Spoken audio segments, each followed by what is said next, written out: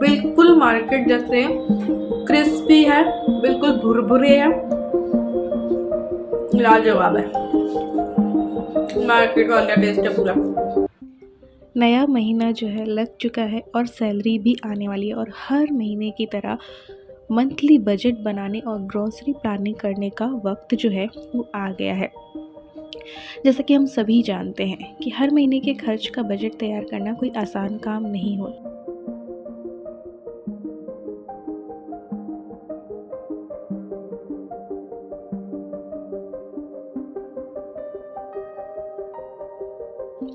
तो हम सब लोग जो है अपनी इनकम के हिसाब से अपना मंथली बजट जो है बनाते हैं और ग्रॉसरी प्लानिंग करते हैं। तो बस वही मैं करने जा रही हूँ। मैंने अपनी फेवरेट डायरी जो है वो उठा ली है।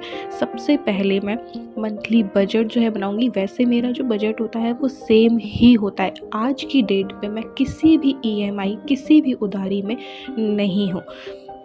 एक भी चीज़ की उधारी और एक भी चीज़ की EMI नहीं है। जैसा कि आप सभी को पता है कि मेरा जो मंथली बजट है वो बिल्कुल सादे तरीके से मैं बनाती हूँ। मेन खर्चे होते हैं। मैंने बहुत सारी बचत और बजट वीडियोस बना रखी है। जिस तरीके से मैं आप लोगों को बताती हूँ मंथली बजट बनाना एक सिंपल गृहिणी के जैसे, उसी तरीके से मैं अपना मंथली बजट भी बनाती हूँ। सिंपल जो मेन खर्चे होते हैं वही जो है वो ऐड होते हैं। क्योंकि सबसे पहले मैं आप लोगों को बोलती हूँ कि सैलरी आते ही सेविंग भी 20% या 10% जितना भी आपसे बन पड़े उतनी सेविंग निकाल दी। तो सबसे पहले मैंने सेविंग लिख दी है। मैंने आज की डेट पे PPF, RD, LIC, मेडिक्लेम और सुकन्या में ही इन्वेस्ट कर रखा है। ज़्यादा इन्वेस्ट मैंने नहीं कर रखा है। उसके बाद मेन चीज़ आती है सेविंग के बाद रोटी, कपड़ा और मकान। तो बस वही ग्रॉसरी है, मिल्क है, वेजिटेबल प्लस फ्रूट्स है, गैस है, ईलू की फ़ीस है, पेट्रोल है, बिल है, नेट पे जाता है जैसे कि मोबाइल रिचार्ज वगैरह पे। और चूचू का खर्चा थोड़ा सा बढ़ गया है हमारे बजट में। चूचू का बजट भी जो है वो ऐड हो चुका है। कुछ एक्स्ट्रा जो छुटकर जो डेली के होते हैं वही ऐड है। तो मोटे खर्चे सिर्फ यही हैं कि थोड़ा ग्रॉसरी का मोटा खर्चा है, और पेट्रोल, ईलू की फ़ीस जो है वो मोटी है, पेट्रोल में हमारा ज़्यादा जाता है। और गर्मियाँ हो तो बिल में थोड़ा ज़्यादा जाता है।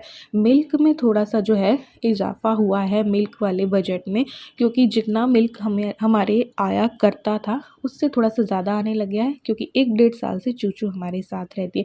इस चूचू की भी कुछ चीज़ें जो है ऐड हो गई हैं, तो वो भी ऐड हो गया है।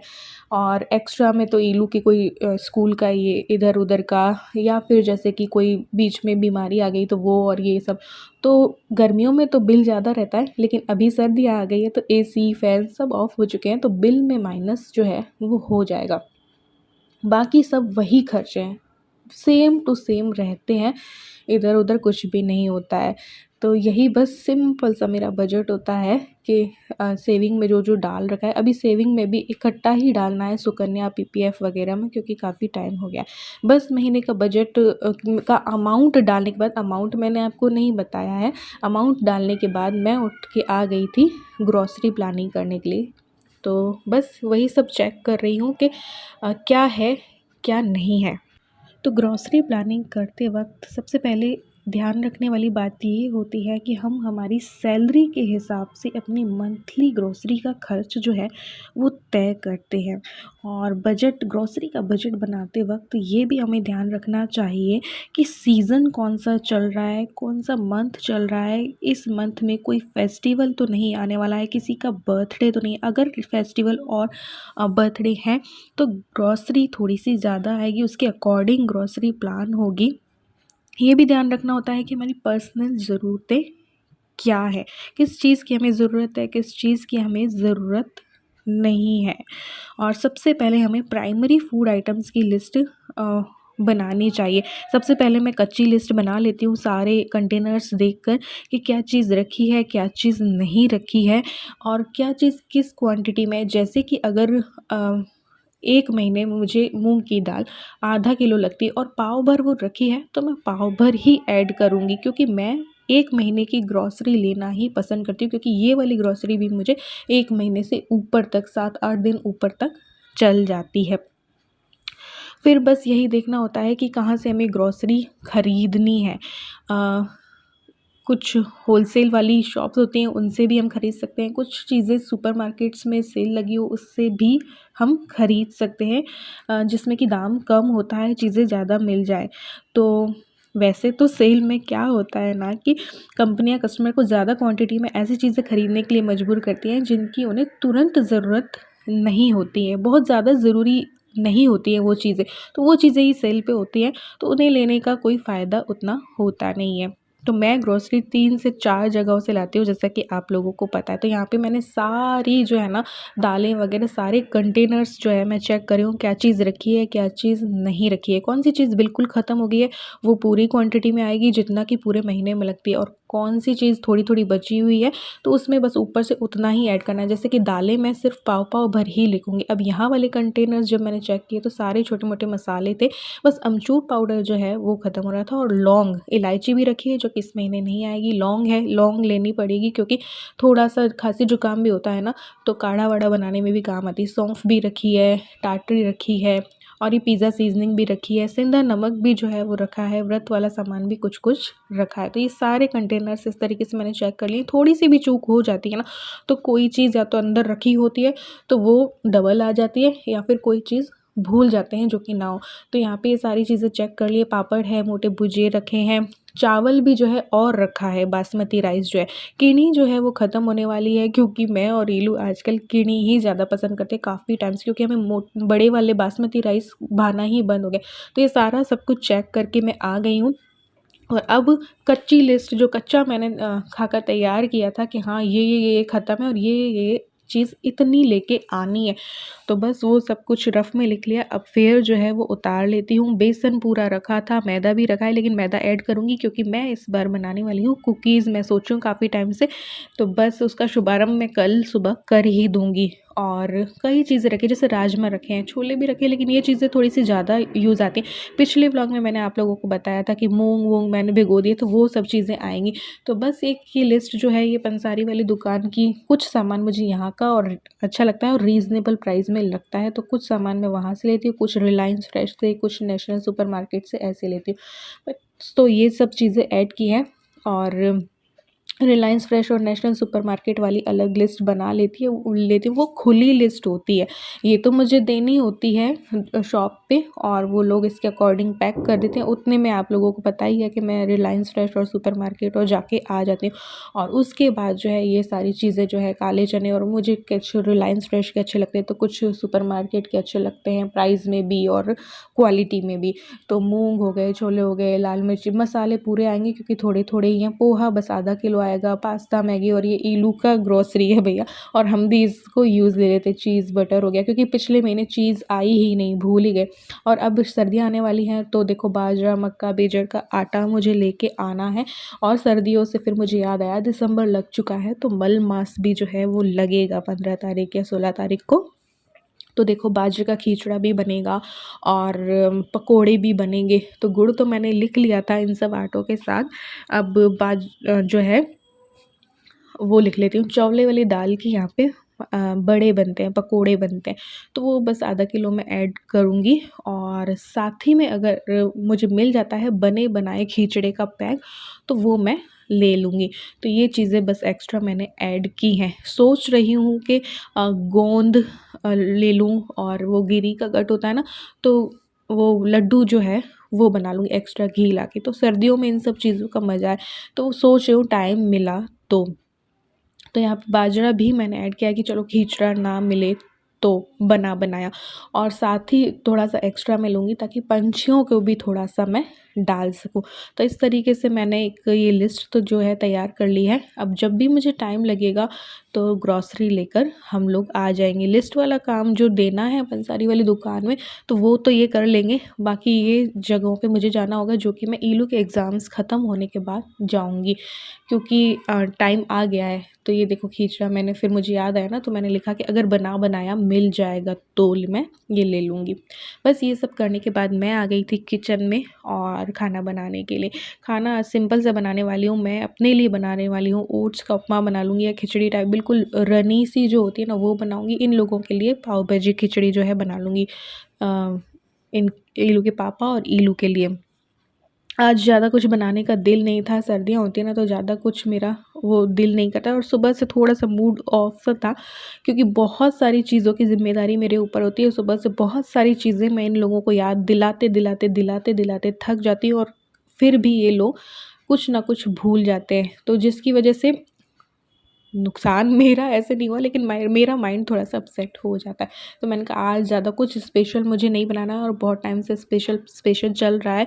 कभी भी ऐसा कुछ बहुत कम बनने लगी है खिचड़ी-विचड़ी, तो मैं थोड़ा-सा अपना गर्म पानी भी पीने लगी। मैं अभी थोड़ा-सा कम किया है, मैंने थोड़ी डाइट प्रॉपर नहीं कर पा रही हूँ क्योंकि अभी प्रॉपर सब्जियाँ नहीं आई हैं, तो प्रॉपर सैलेड वगैरह नहीं आया। तो यहाँ पे कुछ सब्जियाँ कट की मैंने, चावल और जो मूँग दाल है वो इन लोगों के लिए भिगो दी। ओट्स जो है मेरे लिए, और ये मैंने कॉमन कट कर ली हैं सब्जियाँ, जैसे कि फूल गोभी है, पत्ता गोभी है, घिया है और आधा टमाटर मेरे उसमें ओट्स वाली खिचड़ी में, ओट्स उपमा का है उसमें डल जाए, क्योंकि मैं मूंग दाल नहीं डाल रही तो मैं खिचड़ी तो देखो नहीं कहूँगी।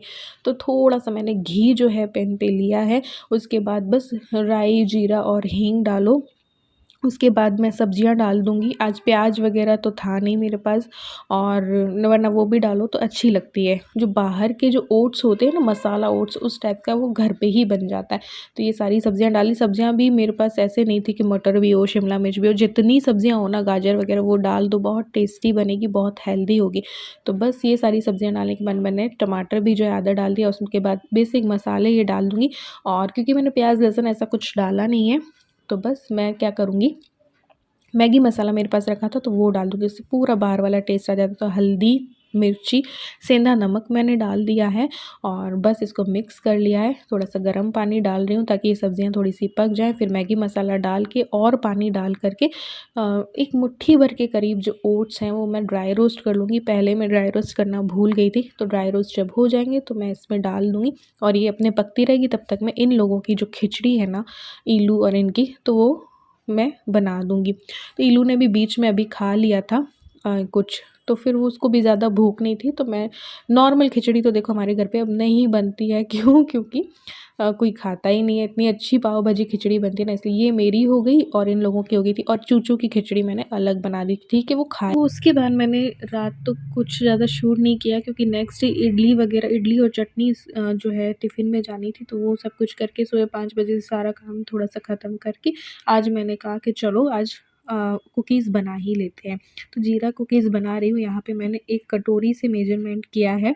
1 कटोरी मैंने मैदा लिया है, आधा कटोरी आटा लिया है, 1.5 चम्मच के करीब कस्टर्ड पाउडर जो है वो डाल दे रही हूँ। इन सबको मैंने छान लिया है, और बस इसके बाद जो है बाकी के इंग्रेडिएंट्स जो होंगे वो डाल देंगे। तो ये छन गए हैं, और ये लिया है मैंने बेकिंग पाउडर, और ये मैं डालूँगी हाफ़ टी स्पून, और बेकिंग सोडा जो है 1/4 टीस्पून डाल दूँगी। आप ओनली बेकिंग पाउडर से भी बना सकते हैं, तो फिर आप 3/4 टीस्पून जो है आप बेकिंग पाउडर ही डायरेक्ट डाल दीजिए। बट मैंने दोनों यूज़ लिए हैं। इसको अच्छे से मिक्स जो है मैं वो कर लूँगी। उसके बाद जो है जीरा कुकीज़ बन रही है, तो जीरा को थोड़ा-सा ड्राई रोस्ट करके इसमें डालूँगी। तो पहले ड्राई रोस्ट करके थोड़ा-सा टेम्परेचर इसका कम करके, और फिर उस आटे में, कुकीज़ के आटे में जो है डाल देंगे। उसके बाद जो है नमक डालना भी बाकी था, तो थोड़ा-सा नमक डालूँगी। 1 टीस्पून मान लीजिए, 3/4 टीस्पून मान लीजिए, इतना के करीब मैं नमक डाल रही हूँ। तो ये हो गया। इसके बाद जो है मैं घी से ही बनाती हूँ, आप बटर से भी बना सकते हो। तो ये घी लिया है, घर का शुद्ध घी है, आधा कटोरी के करीब लिया है, आप थोड़ा-सा इससे ज़्यादा भी ले सकते हो। फिर जो है 2 से 3 जो है चम्मच मैंने शुगर पाउडर डाल दिया है। मिक्सी में पीस लो शुगर को और बस डाल दो, इसको थोड़ा-सा मिक्स करके।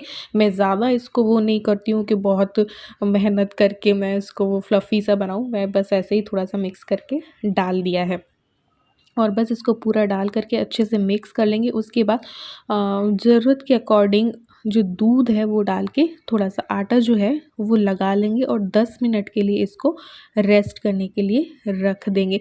पहले के टाइम पे बहुत ये सब कुछ चीज़ें बना रखी हैं और अभी तो मैंने जैसे कि ये बनाया है। अब मैं सोच रही हूँ इल्लू के लिए चॉकलेट कुकीज़ और भी बना दूँ और उसको पाइनएप्पल फ्लेवर के या वनीला फ्लेवर के जिसमें कि टूटी फ्रूटी डली हो, वो भी बड़े पसंद आए थे। मैंने किसी सर्दी में बनाए थे मम्मी के वहाँ, तो एक दिन में इल्लू और अथक को भी पसंद आए थे, तो एक दिन में ही वो चट कर गए थे। तो ये देखो मैंने 2 गोले बना लिए और बस 10 मिनट इसको रेस्ट करने रख देते हैं। फिर एक पुरानी सी कोई भी कढ़ाई ले लो क्योंकि वो जलेगी, क्योंकि बेकिंग जो करनी है तो वो वही पुराना वाला बेकिंग वाला नमक मैंने ले लिया है, इससे बार-बार यूज़ ले सकते हैं। अभी पिछली जो केक वाली रेसिपी दी थी उसमें भी मैंने बताया था।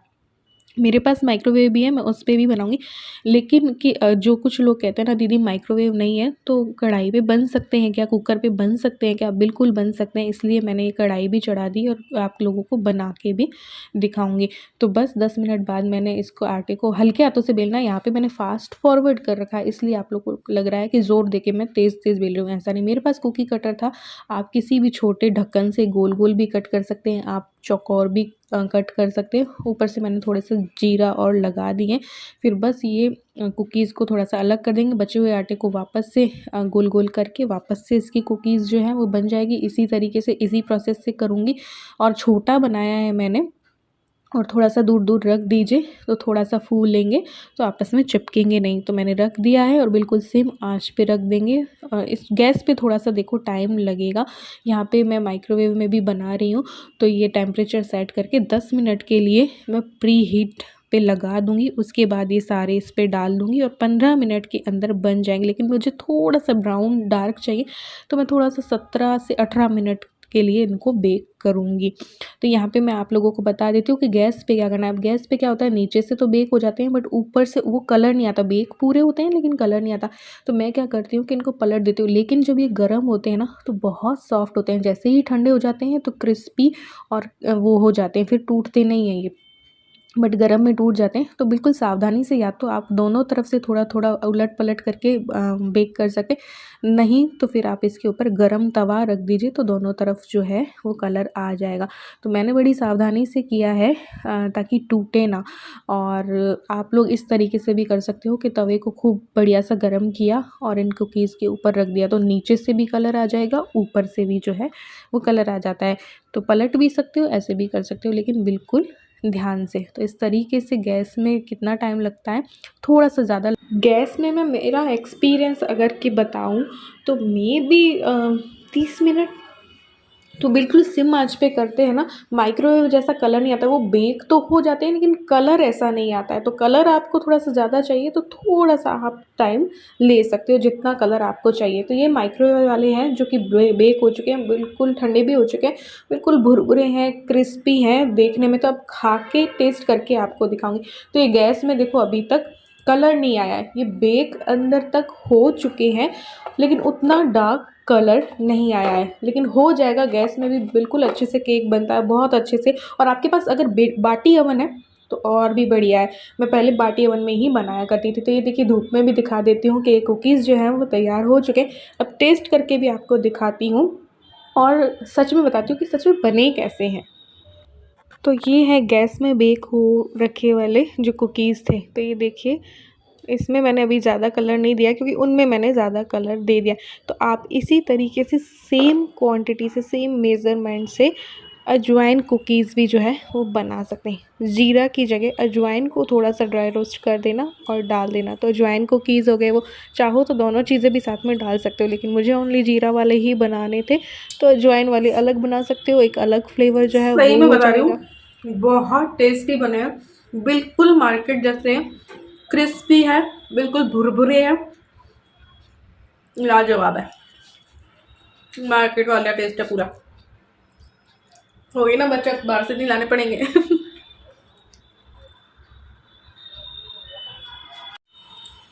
तो इस व्लॉग को तो करते हैं यहीं पे एंड।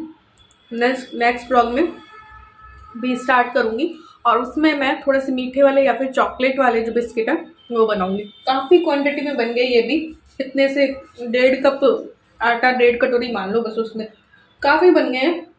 इसी को बाहर से लोगे तो काफ़ी महंगा पड़ेगा। तो बस ये ठंडे भी हो चुके हैं, इनको मैं कंटेनर्स में डाल देती हूँ। और शेप मैंने इसीलिए छोटी बनाई थी, फिर भी एक में ही काफ़ी पेट भर जा रहा है। तो मस्त है यार, ट्राई करना ज़रूर। और व्लॉग अच्छा लगा हो तो लाइक कर देना, चैनल पे न्यू हो तो सब्सक्राइब कर देना, बिल्कुल फ्री है। और वीडियो पसंद आई हो, आपके फैमिली मेम्बर्स के साथ भी शेयर करना चाहते हो तो ज़रूर से कर देना। Bye bye.